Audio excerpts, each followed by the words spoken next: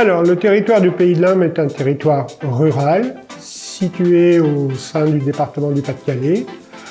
Une quarantaine de kilomètres de la Côte d'Opale, à 1 heure en voiture de la ville de Lille. Le Pays de l'Ain compte 36 communes pour environ 24 000 habitants.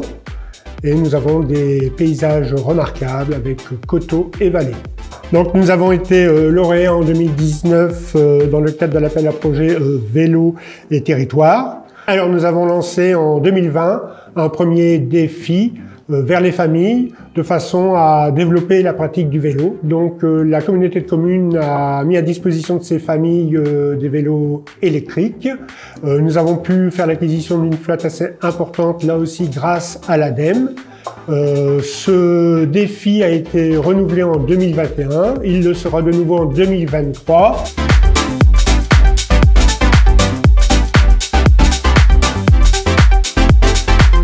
Alors j'ai connu le défi à travers Facebook et notamment par un collègue pompier qui avait fait le défi l'année précédente. Alors on a commencé par un diagnostic avec Estelle Rose en début de défi pour savoir, pour connaître principalement nos habitudes avec nos moyens de locomotion.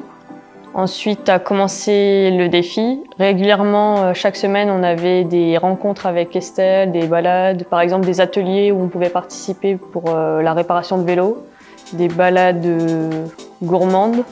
On était vraiment très accompagnés pour le défi. Alors avec ma famille, on a réalisé un peu plus de 4000 km et on a donc obtenu le prix de la Super Famille.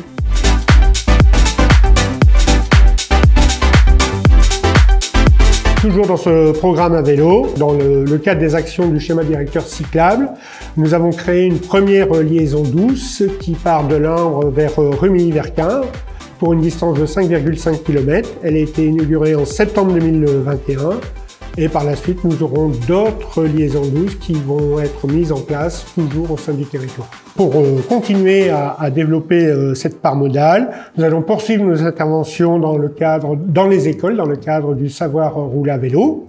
Nous allons poursuivre aussi le défi mobilité en 2023, les aides à l'achat de vélos.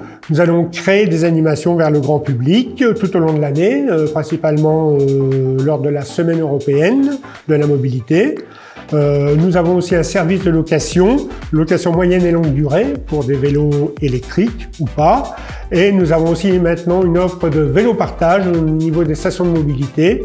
Et donc nous allons essayer de développer cette offre de vélo partage. L'objectif, bien sûr, est d'encourager la pratique du vélo.